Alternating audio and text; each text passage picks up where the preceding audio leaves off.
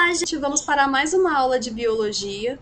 E na aula dessa semana, a gente vai dar continuidade ao nosso estudo sobre a célula e a gente vai falar aí sobre, o último compartimento dela que ficou faltando falar, que é o núcleo.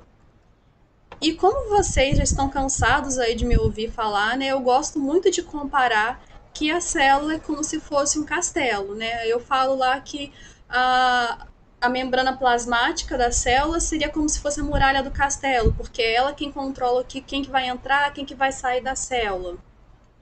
E a gente pode dizer que os reis e as rainhas, do castelo, eles podem equivaler ao núcleo da célula, porque o rei e a rainha controlam, administram o castelo, fazem todas as decisões do que vai acontecer ali, e o núcleo faz a mesma coisa pela célula. É o núcleo quem comanda a célula inteira. E no interior do núcleo tem o material genético, que é responsável pelo controle das atividades da célula e também pelas características hereditárias dos organismos. Isso significa que o material genético, ele é quem determina que eu sou eu e que você é você, que eu possuo essas características que vocês estão vendo e que vocês possuem as suas características.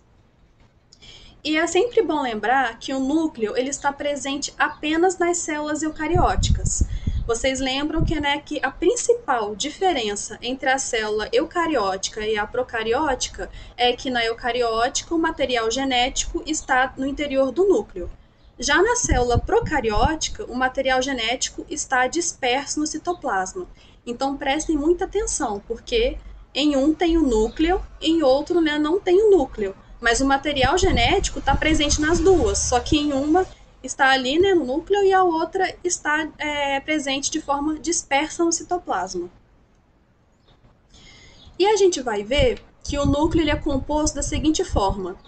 Ele tem uma capa que a gente chama de carioteca ou de envoltório nuclear, e nesse envoltório nuclear, o carioteca, existem poros nucleares que realizam ali a troca de substâncias entre o interior do núcleo e o exterior. A gente também tem o nucleolo, a cromatina e os cromossomos, que carregam aí o material genético. Mas a gente vai ver cada um desses componentes de forma separada. E a gente vai começar falando sobre a carioteca, ou envelope nuclear, que separa o material do núcleo do restante do citoplasma da célula. E essa carioteca ela é formada por uma dupla camada de lipídios e proteínas.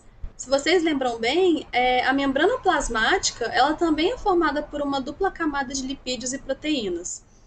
E a carioteca ela possui poros, eu mostrei e está melhor representado na imagem anterior, que ela possui aqui esses poros nucleares. E esses poros nucleares que permitem a passagem de substâncias do interior do núcleo para o seu exterior. E a carioteca, ela está associada ao retículo endoplasmático rugoso e também possui ribossomos na sua camada externa. E a gente vai ver melhor, por que isso. O nucleoplasma, ele preenche o espaço no interior do núcleo e é constituído por água, sais, minerais, proteínas e outros materiais. O nucleoplasma seria a mesma coisa que o citoplasma, só que o citoplasma é ali, entre o núcleo e a membrana plasmática. Já o nucleoplasma, como o próprio nome diz, está presente apenas ali no núcleo. E a gente tem também a cromatina. O que é a cromatina? A cromatina ela é o DNA associado a um tipo de proteínas. Esse DNA está junto a umas proteínas que a gente chama elas de estonas. E é o material que forma cada um dos nossos cromossomos. A gente não vai falar muito sobre genética por agora. Se não me engano, genética, eu não sei se é no segundo ou terceiro ano, eu acho que é mais no terceiro ano. Mas é bom vocês terem essa base agora. Essa base básica de o que é cromossomo, entender o que é o DNA. Então a gente vai falar só um pouquinho sobre isso para vocês não ficarem tão perdidos. Então aqui, a gente tem o núcleo. Aqui é a carioteca, que a gente pode ver que tem a presença de poros. E esse material aqui que vocês estão vendo, que parece um macarrão roxo, seria uma fibra de cromatina, que é o DNA. A gente está vendo aqui o DNA associado a proteínas histonas. Aí parece, né, se vocês observarem, parece que é um monte de ioiô junto, ou até mesmo um colar, né? E vocês podem ver, né, que aqui está a fita do DNA. A gente vai ver melhor na próxima imagem. E aqui a gente vai ver de forma mais detalhada. Observe que a fita de DNA se une às proteínas histonas, formando os nucleossomos. E são esses nucleossomos que dão o aspecto de colar de contas, né, ou de ioiô, como eu falei, a cromatina. Por fim, esses nucleossomos, eles vão se dobrando e se enovelando de forma que eles fiquem organizadinhos aqui dessa forma até formar o cromossomo. E a gente vai ver melhor o que é o cromossomo. O cromossomo é uma sequência de DNA que guarda determinadas informações. Os seres humanos têm 23 pares de cromossomos. Eles guardam toda a informação genética que nos define como indivíduos. Então, gente, nós seres humanos, nós temos 46 cromossomos no total, né? São 23 pares. Por quê? Porque são 23 herdados do nosso pai e 23 herdados da nossa mãe. Então, por exemplo, a gente tem o cromossomo 1, ele tem o seu par. 2 também tem o seu par. E por aí vai. E todos esses cromossomos, no interior deles, eles têm o que a gente chama de genes, que são os dados genéticos que determinam a gente, né, como indivíduos, determinadas características nossas. E eu vou trazer uma informação aqui para vocês para explicar melhor isso. Os dois principais genes que determinam a cor do nosso olho são esses dois genes aqui. Tem mais genes envolvidos, tá, gente? Mas são os dois principais, que é o OCA2 e HERC2. E eles estão localizados no par de cromossomos 15. E eles que determinam, né, a cor dos nossos olhos.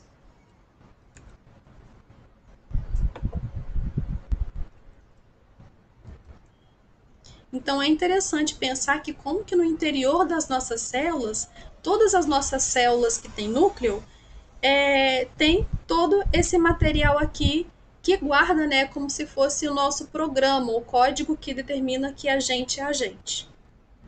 Os nucléolos são corpos densos e arredondados, onde ocorre a transcrição de RNA.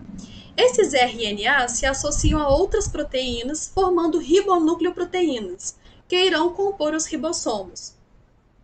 Então, como vocês podem ver aqui na imagem, a gente novamente, né, tem o núcleo da célula, aqui a gente tem a carioteca, o poro da carioteca, e aqui a gente tem o nucleolo. O nucleolo, ele produz RNA, esse RNA ele vai se associar a outras proteínas, formando os ribossomos. E vocês lembram, né, que os ribossomos vão parar na carioteca, a gente viu ali que tem ribossomos associados à carioteca, e também vão para o retículo endoplasmático rugoso.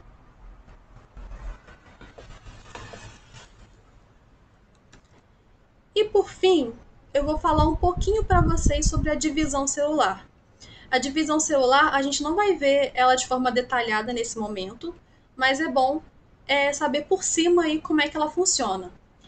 A divisão celular, como o próprio nome diz, é a divisão da célula, e ela origina novas células. E esse processo ele é totalmente mediado pelo núcleo, ele se inicia no núcleo, é controlado pelo núcleo.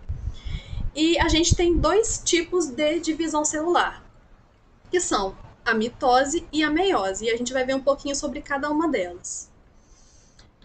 Na mitose, uma célula ela vai dar origem a outras duas células, com o mesmo número de cromossomos, ou seja, nós seres humanos temos 23 pares de cromossomos, então a célula inicial vai dar origem a duas células com 23 pares de cromossomos cada uma. Já na meiose, uma célula vai dar origem a 4 células, sendo que cada uma dessas células vai ter a metade do número de cromossomos, ou seja, no caso a gente teria aqui, né, 23 pares de cromossomos. Na meiose a gente vai ter só 23 cromossomos. E a meiose ela é dividida em duas fases, meiose 1 e meiose 2, mas a gente não vai ver de forma aprofundada por agora. A mitose é realizada como forma de reprodução assexuada e também como forma de crescimento de organismos multicelulares e regeneração de tecidos. Eu não sei se vocês lembram, mas existem organismos que se reproduzem sozinhos, não precisam de um parceiro. E esses organismos, então, realizam reprodução assexuada.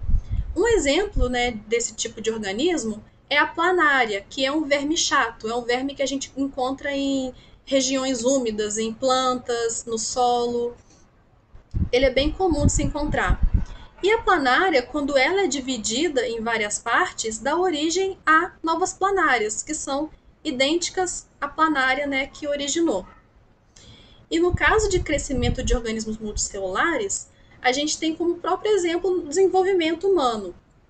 E o desenvolvimento, né, de todos os animais, quase todos os seres vivos. Observe aqui que o ser humano ele se inicia com o óvulo fecundado, né, o óvulo fertilizado pelo espermatozoide. E aí ocorre a multiplicação celular até que, né, se desenvolve o feto e dá origem ao bebê totalmente formado. Em regeneração de tecidos, a gente pode ter como exemplo, por exemplo, quando você sofre um acidente e quebra um osso. Aquele osso vai ser imobilizado e vai ocorrer uma regeneração óssea ali naquele local, de forma, né, que o osso fique curado. Isso é um exemplo, né, da atuação da divisão celular também. Já a meiose, ela é realizada como forma de reprodução sexuada. Ocorre a formação dos gametas masculino e feminino. Reprodução assexuada é quando, né, o indivíduo não precisa encontrar um parceiro para se reproduzir, ele se reproduz sozinho. Já a reprodução sexuada, no caso, há necessidade de se encontrar um parceiro, né, para que ela seja realizada, que é o caso dos seres humanos. Então, a gente tem um homem, perdão, né, a gente tem a mulher e a gente tem um homem. A mulher, ela tem, através da meiose, ela produz o óvulo, que tem metade do número de cromossomos, né, são 23 cromossomos. E o homem também, através da meiose, ele obtém o espermatozoide, que é o gameta masculino. Também tem 23 cromossomos. Quando o óvulo, né, é fertilizado pelo espermatozoide, né, ocorre a fecundação, dá origem ao zigoto, que tem 46 cromossomos, né, a união desses dois. E, por fim, ocorre o desenvolvimento, né, desse zigoto e dá origem ao bebê. E é sempre bom lembrar que as células são diferentes. Sempre que eu puder, eu vou falar isso. Porque a gente está acostumado a ver nos livros, né, em provas, livros, de que as células, né, são aquela coisa redondinha, com um núcleo redondinho, às vezes tem um núcleo só, mas não, as células são diferentes. Olha como é que a gente é complexo. A gente tem as células do nosso sistema nervoso, a gente tem as células as células musculares, a gente tem as células dos nossos órgãos, né, do fígado, do estômago, da nossa pele. Então, elas não são iguais, elas são diferentes porque elas, né, desempenham cada uma função totalmente diferente. Então, as células, elas podem ter mais de um núcleo, inclusive elas podem não ter núcleo, são anucleadas. O núcleo também pode ter diferentes formatos. Essas células aqui, por exemplo, elas são as células do nosso sistema imunológico.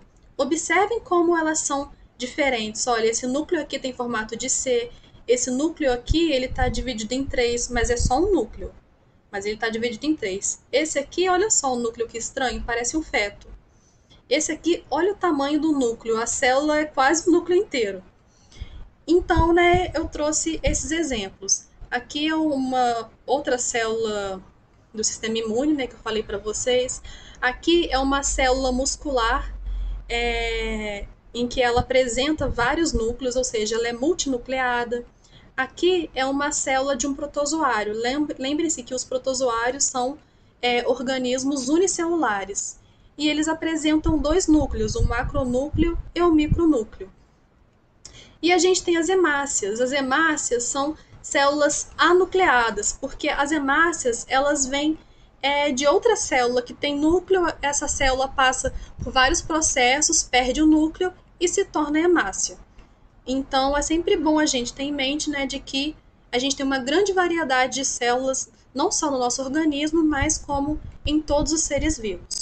Então é isso, gente. Espero que a aula não tenha ficado tão complicada para vocês entenderem. Qualquer coisa vocês podem perguntar para mim, seja aqui nos comentários do vídeo, ou pelo WhatsApp, ou por e-mail mesmo. Mas não deixem de perguntar. E na próxima aula a gente vai dar sequência aos nossos estudos. Então, até a próxima aula.